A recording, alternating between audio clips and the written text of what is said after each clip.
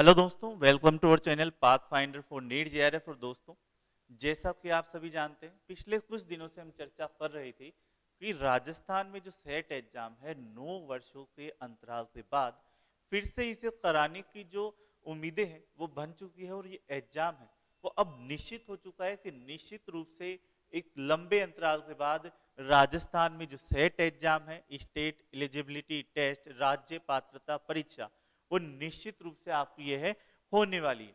कब होने वाली है, कौन कराने वाला है, इन सभी सूचनाओं के बारे में हम आज के इस वीडियो में जानेंगे। साथ ही साथ कौन कौन सी योग्यता है वो आपको इस एग्जाम के लिए होनी चाहिए और इस एग्जाम के फायदे क्या है, इन सभी पर हम चर्चा करने वाले हैं। तो चलिए दोस्तों, पहले तो हम ये जान लेते हैं जो आज न्यूज आर्टिकल में आया है कि जो राजस्थान में सेट एग्जाम है वो होगी और होने के लिए 9 साल बाद ये सेट एग्जाम है वो होने वाली है।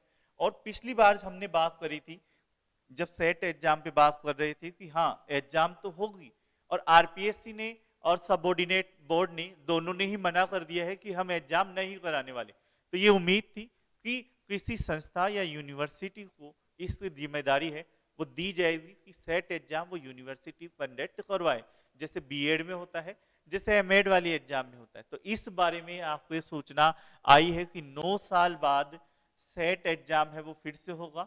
और उच्च शिक्षा विभाग ने इस परीक्षा के आयोजन की जो जिम्मेदारी है वो गोविंद गुरु जनजाति यूनिवर्सिटी बांसवाड़ा को दी है। ठीक है। और अभी तक इस एग्जाम की तिथियों के बारे में कोई घोषणा नहीं है, कुछ इसके बारे में ज्यादा इंफॉर्मेशन नहीं है, लेकिन ये है सेट एग्जाम इस बार कॉलेज लेक्चरर एग्जाम से पहले होगा। अच्छा मौका है उन विद्यार्थियों के लिए जिनसे नेट क्लियर नहीं हो रहा। ठीक है।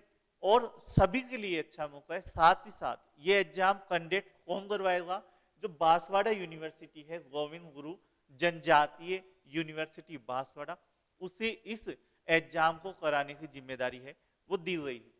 तो ये एग्जाम है क्या, जैसे आपका नेट एग्जाम होता है नेशनल लेवल पर, वैसे ही स्टेट लेवल पर आपकी सेट एग्जाम होता है। इससे आप अगर हम योग्यता देखें कौन कौन इसके फॉर्म भर सकते हैं, तो आपको एमए या तो आप क्वालिफाई हो या फिर आप अपियर हो, है ना। तो क्वालिफाई हो या फिर अपियर, दोनों ही आप इसमें एग्जाम है वो डाल सकते हैं। ठीक है, फॉर्म। फिर अगर आप क्वालिफाई है या अपियर है तो मिनिमम कितना परसेंट मार्क्स है वो आपके एमए में होना चाहिए। तो एमए में आपका जो मिनिमम मार्क्स है, अगर हम नेट वाले की योग्यता के बराबर रखें तो जनरल को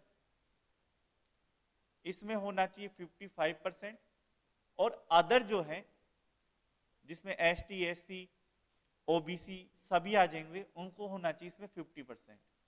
तो ये आपका क्या रहेगा परसेंटेज के हिसाब से।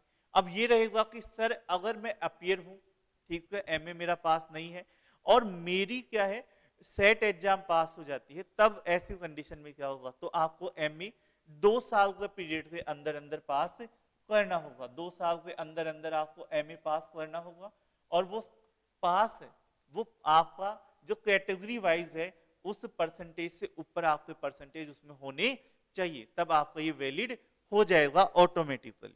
ठीक है। अब इसकी वैलिडिटी क्या है, तो ये आपका सिर्फ और सिर्फ ओनली राजस्थान में वैलिड रहेगा। ठीक है, कौन से में, सिर्फ राजस्थान स्टेट में, राजस्थान राज्य में आप किसी भी कॉलेज लेक्चर वैकेंसी में बैठ सकते हैं। ठीक है, यूनिवर्सिटी जो राज्य स्तर की है उनमें, साथ ही साथ किसी भी प्राइवेट कॉलेज में आप पढ़ा सकते हैं। ठीक है, तो ये सिर्फ और सिर्फ राजस्थान में वैलिड रहेगा। कितने समय तक, लाइफ टाइम। एक बार पास कर लें फिर ये आपका लाइफ टाइम के लिए वैलिड रहने वाला है। उसके अलावा अगर हम बात करें तो एज लिमिट, कौन से स्टूडेंट है वो इसे दे सकते हैं, तो एज लिमिट इसमें कोई नहीं है, सभी दे सकते हैं। No age limit, upper age limit इसमें है ही नहीं, सभी किसी भी एज से जो स्टूडेंट है वो इसे दे सकते हैं। साथ ही साथ इसमें माइनस मार्किंग जो जिसे हम बोलते हैं नेगेटिव मार्किंग, तो इसमें नेगेटिव मार्किंग भी नहीं है। तो सभी प्रश्न आप दें, नेगेटिव मार्किंग भी इसमें नहीं होने वाला है। पेपर कितने होंगे, जब पहले लगी थी 2012 में जो नोटिफिकेशन आया था उसके अनुसार जब एग्जाम लगी थी तब आपके नेट वाला पैटर्न फॉलो करा था और 3 पेपर थे। लेकिन अब अगर नोटिफिकेशन आता है, एग्जाम होती है, तो नेट का जो पैटर्न अभी है उसमें 2 पेपर है, तो हो सकता है नेट वाला पैटर्न अभी वाला ही फॉलो किया जाए, 2 पेपर रहेंगे, ठीक है, 2 पेपर होने वाले हैं। और 2 पेपर कैसे होने वाले हैं, एक पेपर में आपका जनरल वाला टेस्ट हो जाएगा और दूसरे पेपर जो सब्जेक्ट वाले हो जाएंगे। और अभी जैसे नेट में है 50 क्वेश्चन और 100 क्वेश्चन, तो ये रहेगा। साथ ही ये है कि इसका जो लेवल है वो इजी रहता है, ज्यादा मुश्किल लेवल नहीं रहता, नेट जितना हार्ड लेवल इसमें नहीं आता है।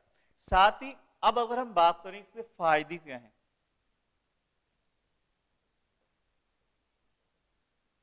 तो एक ही इसका सबसे बड़ा और महत्वपूर्ण फायदा है, जिन बच्चों से नेट एग्जाम कठिनाइयों से निकलती है तो उन कठिनाइयों को आसान बनाने के लिए सेट एग्जाम है वो कंडक्ट की जाती है, कि राज्य के जो स्टूडेंट है वो भी एलिजिबल हो और वो भी आसानी से सेट एग्जाम पास करके इस असिस्टेंट प्रोफेसर एग्जाम में आसानी से बैठ सके।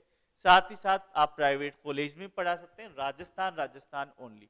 इसमें ना ही आपको पहले था रूल्स वगैरह, लेकिन अब ना ही आपको इसमें कोई स्कॉलरशिप मिलती है और ना ही और कुछ, बस यह है जैसे बीएड होता है, बीएड में आप कोर्स करते हैं और फिर पर इसमें आपको सिर्फ एक एग्जाम पास करनी है और उसके बाद आप कॉलेज लेक्चर एग्जाम देने के एलिजिबल हो जाते हैं, ठीक है। तो ये इसके फायदे हैं वो है।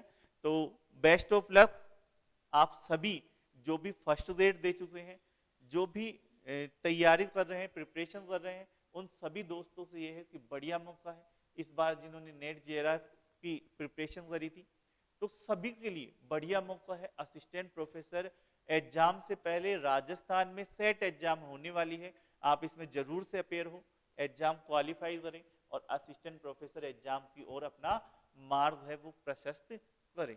धन्यवाद दोस्तों।